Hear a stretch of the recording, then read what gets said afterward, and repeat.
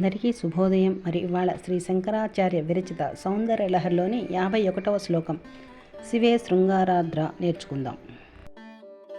ఓం శ్రీమాత్రే నమః.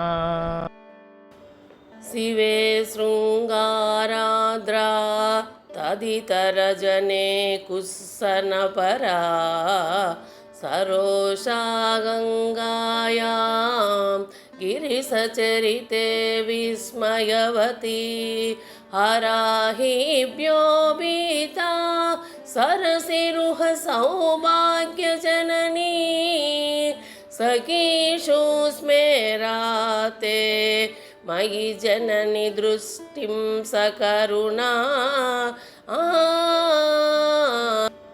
శివే శృంగారాద్రా శివే శృంగారాద్రా తదితరజనే కుస్సనపరా తరితరజనే కుస్సనపరా సరోషా గంగాయాం సరోషా గంగాయాం గిరిసచరితే విస్మయవతి గిరిసచరితే విస్మయవతి హరాహిభ్యో భీతా హరాహిభ్యో భీతా సరసిరుహ సౌభాగ్యజననీ సరసిరుహ సౌభాగ్యజననీ సఖీషు స్మేరాతే సఖీషు స్మేరాతే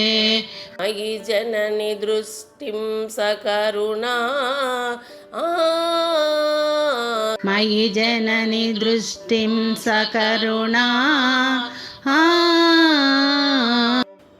శివే శృంగారాద్రా తదితరజనే కుస్సనపరా శివే శృంగారాద్రా తరితరజనే కుస్సనపరా సరోషా గంగాయాం గిరిసచరితే విస్మయవతి సరోషా గంగాయాం గిరిసచరితే విస్మయవతి హరాహిభ్యో భీతా సరసిరుహ సౌభాగ్యజననీ హరాహిభ్యో భీతా సరసిరుహ సౌభాగ్యజననీ సఖీషు స్మేరాతే మయి జనని దృష్టిం సకరుణా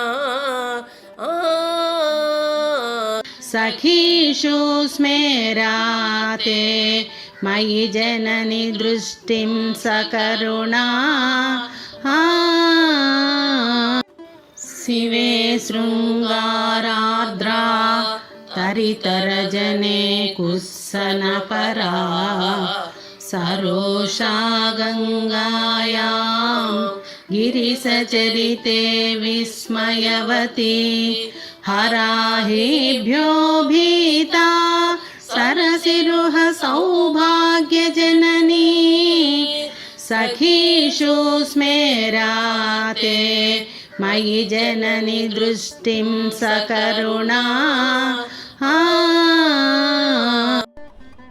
తల్లి, నీ చూపు శివునియందు శృంగారరసము కలదై, ఇతర జనులయందు భీభత్సరసము కలదై, గంగయ్యందు రౌద్రరసము కలదై, శివుని ఫాలనేత్రమందు అద్భుత రసము కలదై, శివుని ఎడలి సర్పములయందు భయానక రసము కలదై, ఎర్రని కాంతి కలిగి కమల శోభను జయించునది అయి, చెలికెత్తలయందు హాస్యరసము కలదై, నాయందు కరుణారసము కలదై, ఇట్లు సర్వరసాత్మకమై వెలయుచుండును.